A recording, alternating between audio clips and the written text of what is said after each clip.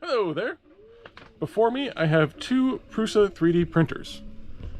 We have absolutely ancient Prusa Mendel and the limited edition gold Prusa Mk3S Plus. And I thought comparing these guys would provide a good look back at how far Maker 3D printing has come. This is the 10-year anniversary edition. Got her signed by Prusa. It's really funny to me, this guy's also signed by Josef Prusa on the power supply because there's really nowhere else. And by the founder of the RepRap project, Adrian Boyer. It's surprisingly hard to find information on the early days of the RepRap project. So please indulge me as I run through some of the people, the machines. I'll compare the features and evolution of the machines, and then show off the print quality at the end. Although, it's kind of hard to show off the quality of the original Prusa Mendel because this thing has had quite a few repairs and upgrades over the years. It's a bit of a ship of Theseus in terms of how many of the parts are original. When I recall, the electronics are original, but none of the stepper drivers are. Most of these wires are not really functional anymore. Still the original heated bed.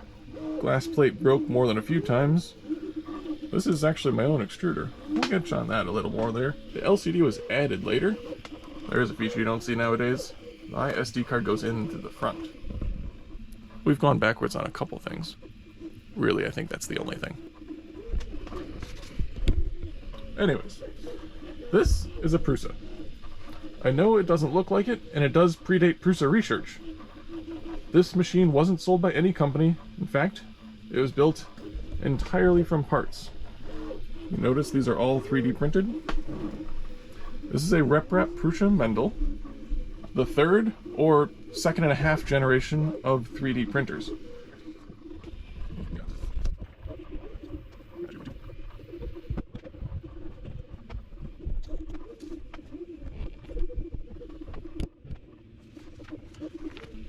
The idea of the RepRap printer is that it's replicating rapid prototype. So these printers are fully open source hardware, and they are built with no precision tools whatsoever. Except, of course, a 3D printer. All of the vertices, all of the parts are 3D printed. All of these threaded rods, and even these smooth rods, were cut by hand. Literally, this hand. We did have saws and tools, but still. This guy's been upgraded with a laser cut bed. And actually we do have some linear bearings on here. Bearings used to be all 3D printed, and one of the first things you do is 3D print yourself a second set of bearings for when the first set wore out. This particular machine was put together as a kit by Anderson Ta in 2011, built at the Community College of Baltimore County. Huge thanks to Anderson. He's still around, still in the maker community, still doing awesome things. When I say this is the 2.5 generation, I'm referring to the first generation is the Darwin 3D printer, designed by Adrian Boyer and Vic Oliver, some grad students. I don't have a good list of who had a hand in designing the Darwin. If you guys do, please leave it in the comments. I'd really like to update this and get all the names right, Camille. Anyways, the Darwin was a square machine. I'll throw a picture of it.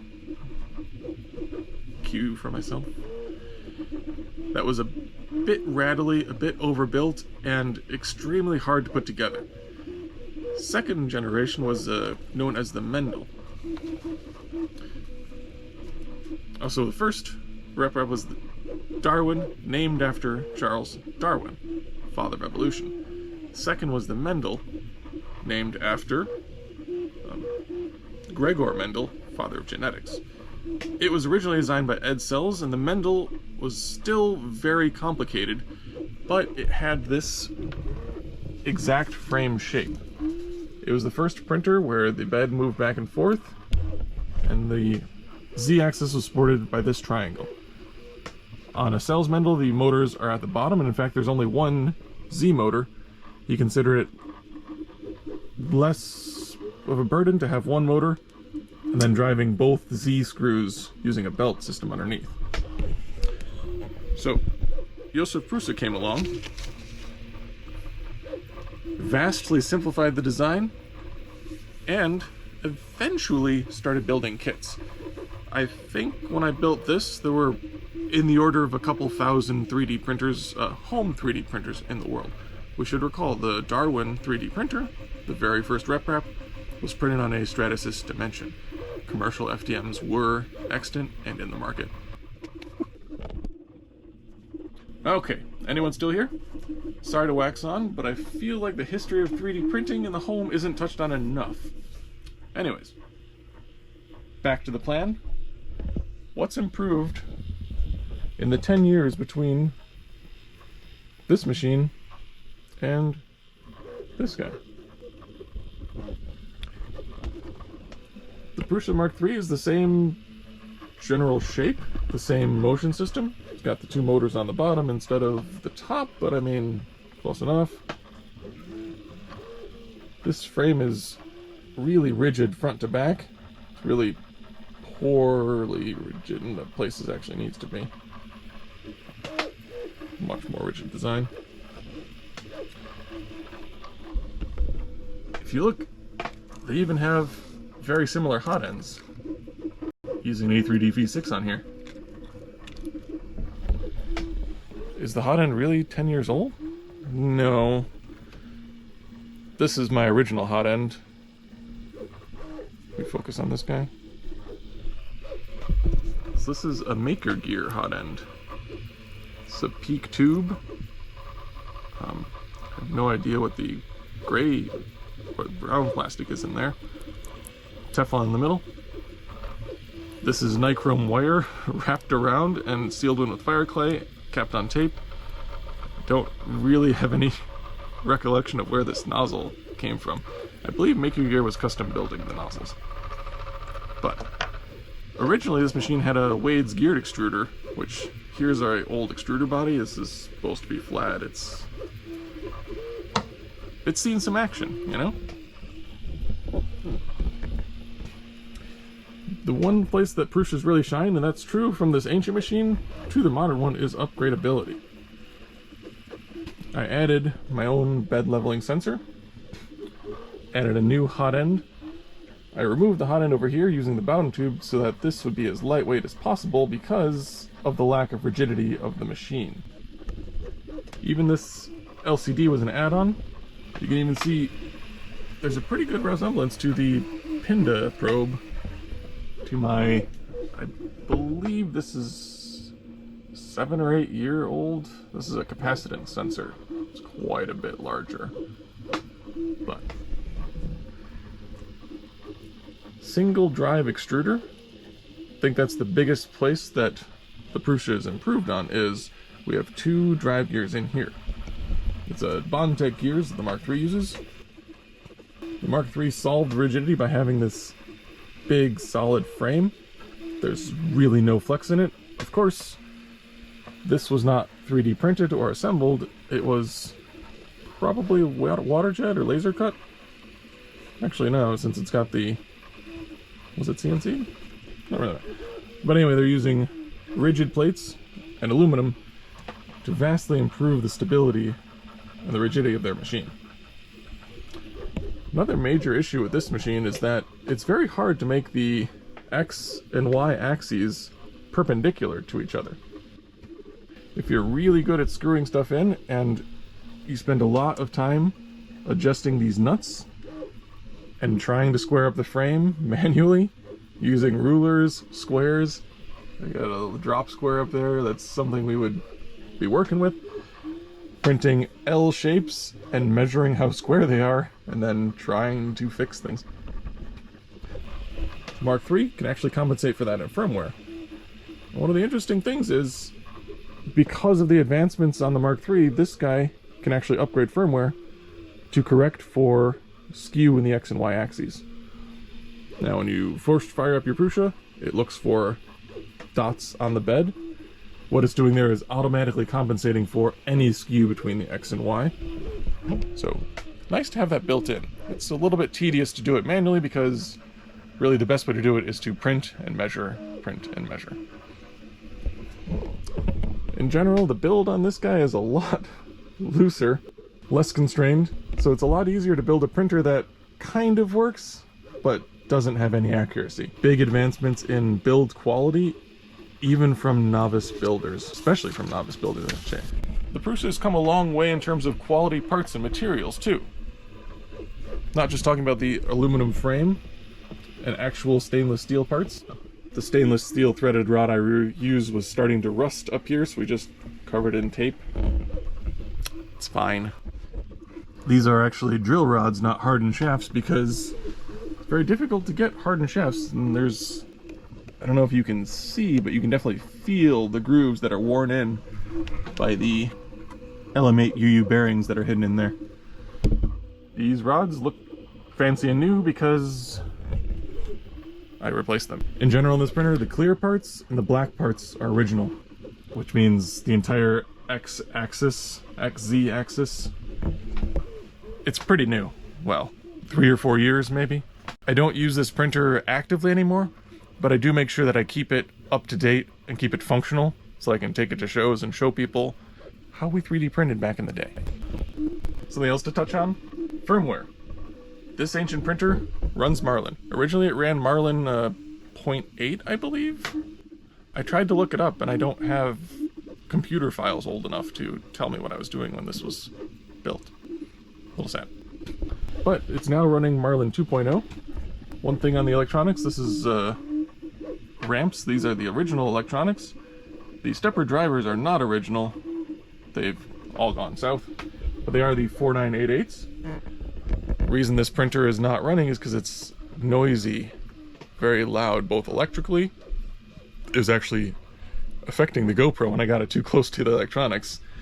You notice there's not a lot of shielding involved. But also just audio.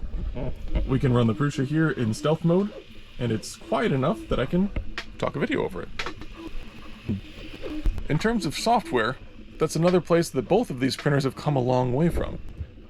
When the Prusa Mendel was first built, we were running SkyneForge, sort of a POSIX-like series of commands where your sliced G-code would be sent from one to the next and improved along the way.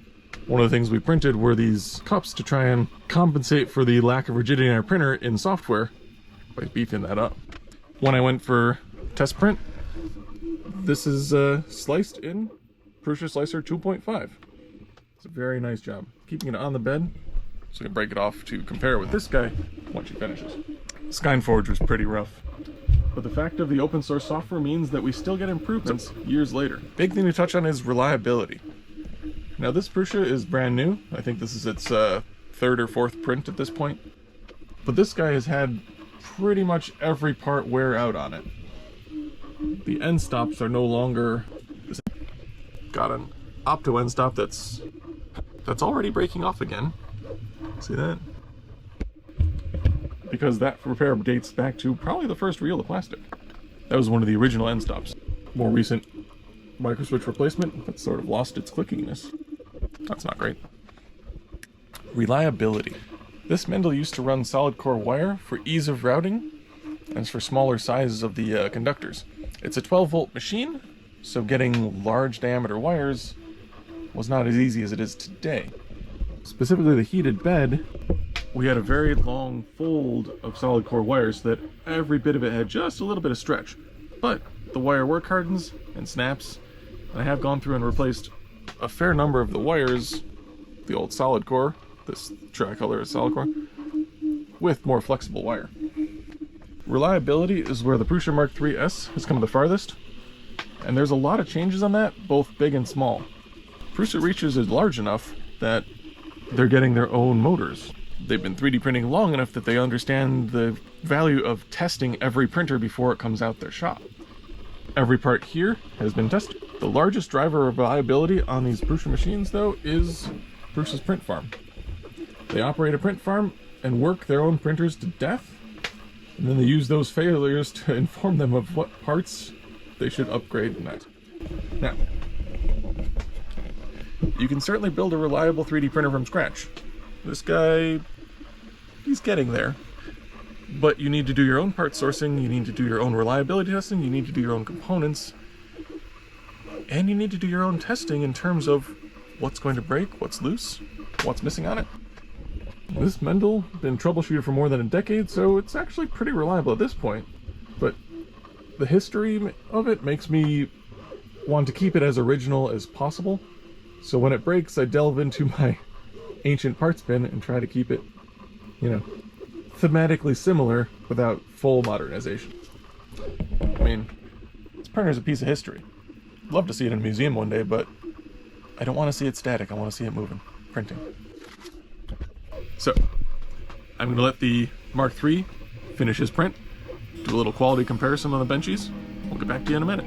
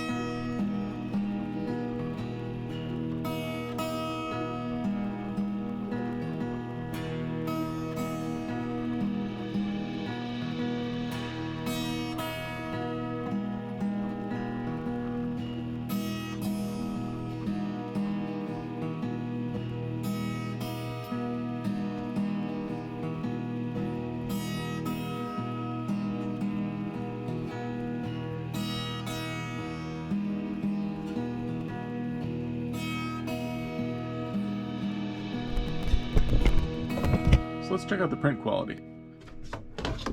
There's a lot of ease of use features on the new Prusas too.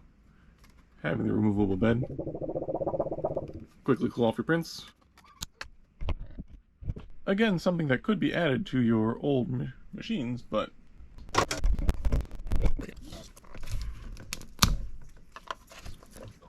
yeah, so just assembled, no tuning, Prusa Mark 3S Plus works a lot better. You can see this is mainly from lack of cooling, but these ridges on literally every corner, even here, all that ringing is this lack of rigidity in the x-axis. You can also see a lot of haziness here. Like, this is much more translucent. And I believe that's because we have more consistent heater, basically fancier electronics. There's a lot of stringing on the Mark III, and I think the reason for that is because I had it running in stealth mode so I could talk over while the printer was printing. We'll retry that print without the stealth mode on.